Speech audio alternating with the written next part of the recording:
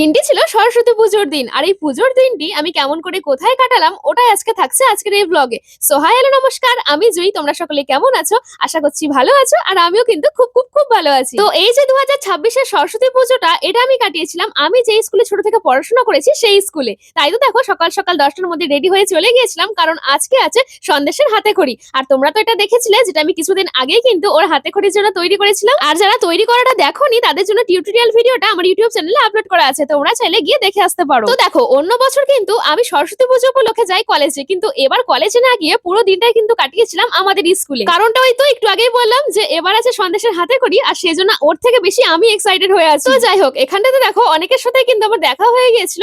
আর এখানটা দেখো সন্দেশ বাবু কিন্তু এখানটাতে পেন্সিল দিয়ে হাতে খড়ির আগে এখানটাতে কিন্তু আঁকিবুকি করা শুরু করে দিয়েছিল পেন্সিল দিয়ে। আর দেখো একটু করে আঁকা ছিল আর কত খুশি হচ্ছিল। তবে এখানটাতে এতটা খুশি হয়ে থাকলেও যখন ঠাকুর মশাইয়ের কাছে গিয়েছিল তখন কিন্তু এতটা খুশি ছিল না। আর সেটা তোমরা একটু পরেই দেখতে পারবে যখন ওর হাতে খড়ি অ্যাকচুয়ালি হবে। আর এই যে এখানটাতে দেখো এখানটাতে কিন্তু চলছে হচ্ছে রান্নার প্রস্তুতি, আর এই যে স্টেজে চলছে হচ্ছে পুজোর প্রস্তুতি। আর এখানটাতে দেখো সন্দেশ দেখো এখানটায় অনন্যাকে এমন করে ধরেছে ও তো পড়েই গিয়েছিল। দেন আমরা চলে আসি পুজো যেখানে হচ্ছিল সেই স্টেজে আর কি। তো এখানটাতে দেখলাম ঠাকুর মশাই কিন্তু চলে এসে পুজোর প্রস্তুতিও কিন্তু শুরু করে দিয়েছে। আর এখানটাতে বসে আমরা সকলে পুজো দেখছিলাম। আর এই যে দেখো এখানটাতে কত স্টুডেন্ট কিন্তু এখনো পর্যন্ত জড়ো হয়ে গেছে, তাই না? যখন আমরা এসেছিলাম তখন কিন্তু এতটা স্টুডেন্ট ছিল না। আর এইখানটাতে আমাদের সকলের প্রিয় অনন্ত স্যার করছিল কিন্তু এবারের পুজোর সংকল্প। তো এখানটাতে পুজো শেষ করতে করতে তারপরে কিন্তু শুরু হয়ে যায় সন্দেশের অ্যাকচুয়াল অগ্নি পরীক্ষা বলতে পারো। আর অগ্নি পরীক্ষা বললাম তার কারণটা হলো তোমরা তো কিছুক্ষণ আগে দেখলেই যে ও যখন একা একা ছিল তখন কি সুন্দর স্লেটে লেখালেখি করছিল।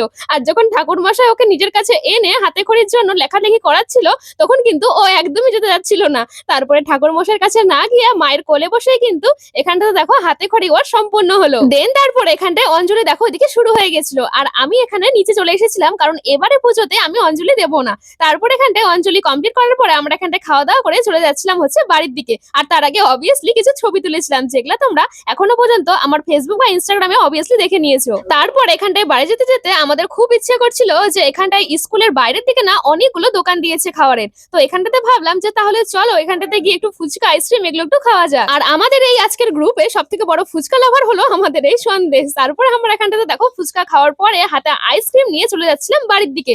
কিন্তু বাড়িতে যাওয়ার আগে এখানটাতে ওর চোখে পড়ে গেছিল একটা খাবার, যে খাবারটা কিনে দেওয়ার পরে তারপরে দেখো আমরা চলে যাচ্ছিলাম বাড়ি। তারপরে আমাদের বাড়ি যাওয়ার পরে মনে পড়ে যে মা যে দিদিমার জন্য প্রসাদটা দিয়েছিল ওই প্রসাদ তো আমরা ফুচকার দোকানে ভুলে চলে এসেছি। তারপরে প্রসাদটা আনার পরে আজকের ব্লগ এখানে আমি শেষ করেছি।